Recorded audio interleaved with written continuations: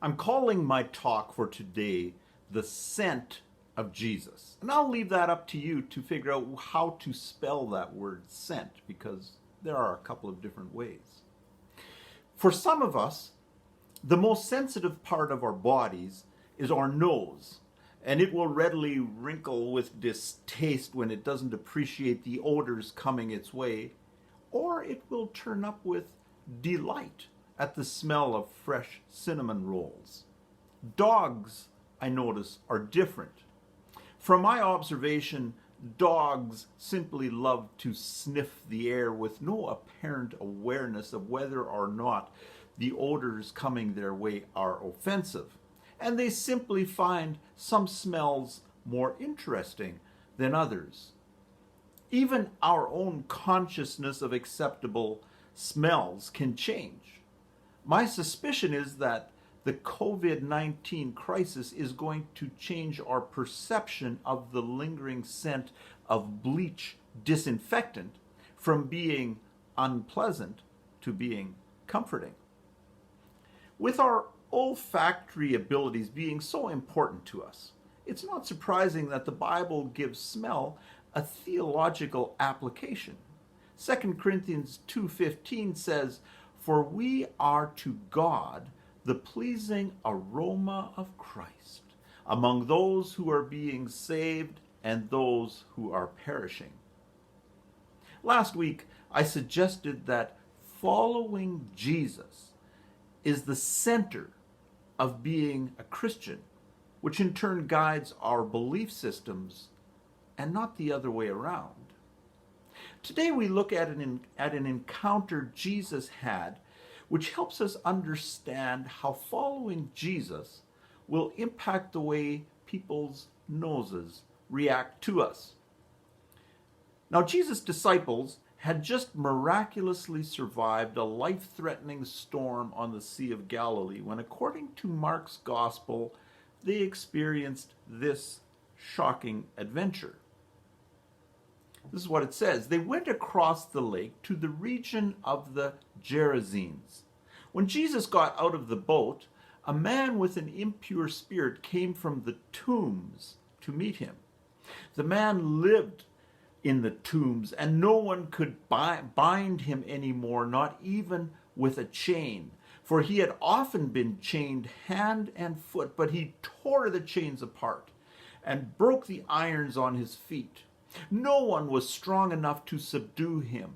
Night and day among the tombs and in the hills he would cry out and cut himself with stones. When he saw Jesus from a distance, he ran and fell on his knees in front of him. He shouted at the top of his voice, "What do you want with me, Jesus, Son of the Most High God? In God's name, don't torture me." For Jesus had said to him, "Come out of this man, you impure spirit." Then Jesus asked him, "What is your name?" "My name is Legion," he replied, "for we are many." And he begged Jesus again and again not to send them out of the area. A large herd of pigs was feeding on the nearby hillside. The demons begged Jesus, "Send us among the pigs, allow us to go into them." He gave them permission. And the impure spirits came out and went into the pigs. The herd, about 2,000 in number, rushed down the steep bank into the lake and were drowned. Those tending the pigs ran off and reported this in the town and countryside, and the people went out to see what had happened. When they came to Jesus, they saw the man who had been possessed by the legion of demons sitting there, dressed and in his right mind. And they were afraid. Those who had seen it told the people what had happened to the demon-possessed man and told about the pigs as well. Then the people began to plead with Jesus to leave their region. As Jesus was getting into the boat, the man who had been demon-possessed begged to go with him. Jesus did not let him, but said, "Go home to your own people and tell them how much the Lord has done for you and how he has had mercy on you." So the man went away and began to tell in the Decapolis how much Jesus had done for him. And all the people were amazed. It's a bit of a puzzle why Jesus even visited this area east of the Sea of Galilee with its 10 towns forming what was called the Decapolis. The Decapolis was more Greek than Jewish in its culture, and Jesus, as a Jewish rabbi, normally stayed within the Jewish population. That's why his interaction with the Samaritan woman caught so much attention. That particular encounter presented itself because Samaria was along a convenient route between Galilee and Jerusalem. The Decapolis, though, was a collection of Greek-named cities that were along no route that Jesus would normally travel. That might account for Jesus' very brief visit. There's no indication that he even stayed the night. If Jesus' disciples already felt uncomfortable in what likely felt like foreign territory, they could not have been prepared for the man who came out to greet Jesus.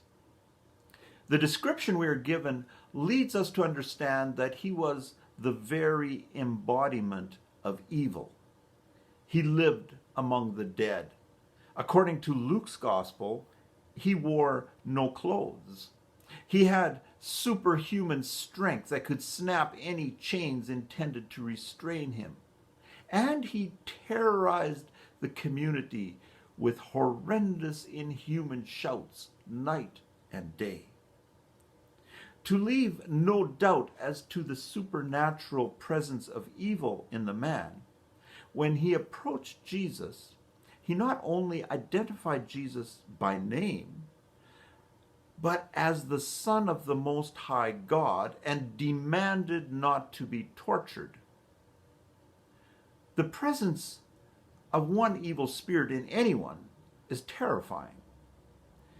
A little later in Mark's gospel, Jesus would heal a boy who had a single evil spirit that would try to burn him in fires or drown him in water.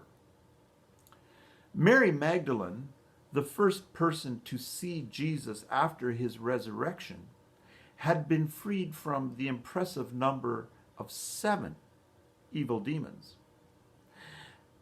As horrific as those situations were, the demons in the man Jesus now encountered claimed to be legion.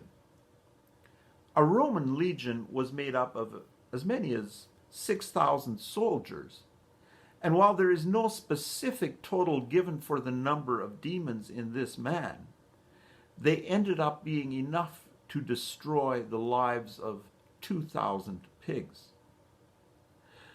Rather than judging the people of the community for pleading with Jesus to leave their region after they saw what had happened and after they viewed this man released from his evil prison, we do well to reflect on the impact evil made on their lives.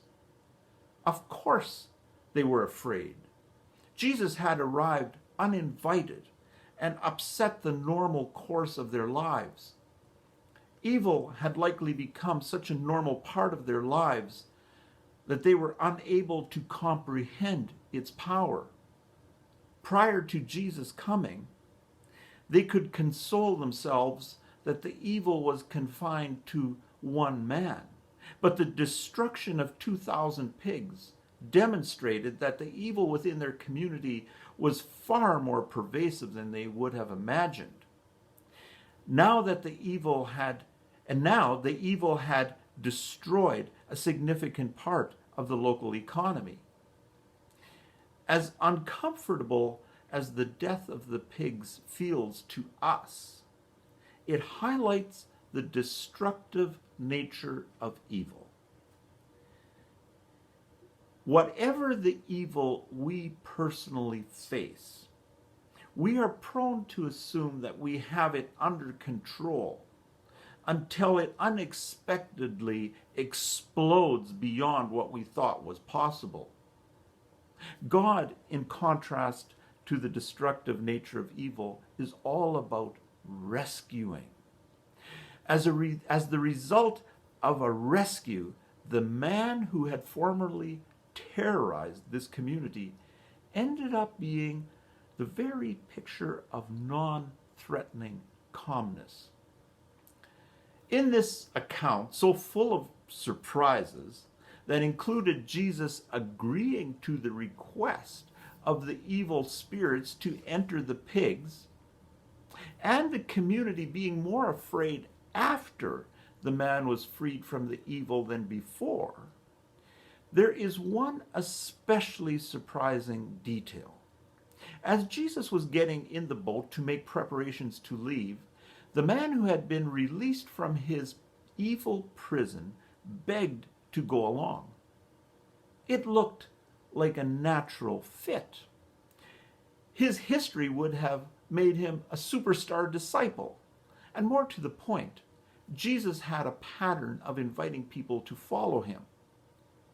How could Jesus refuse his request? And yet he did.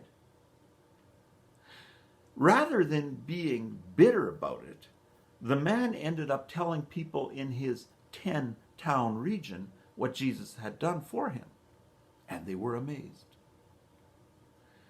There are some important lessons for us. Following Jesus can happen right where life has placed us. Following Jesus doesn't even require a high level of instruction. This man spent barely a day with Jesus. And being told no, as was this man, does not have to mean that God is displeased with us. Particularly though, we are meant to understand that following Jesus means embracing God's mission of combating evil in the world. We are left with the impression that Jesus' primary motivation in visiting that particular community was to defeat an evil that was oppressing it. Jesus didn't even stick around to give some profound teaching. The man who was released from evil, he became the important teaching from whom the surrounding communities could learn. Christianity is more than a badge of honor or a status before God. Christianity is following Jesus. And following Jesus is more than a life of going passively where life takes us. This encounter reminds us that a significant element of following Jesus will be engaging in God's fight against evil.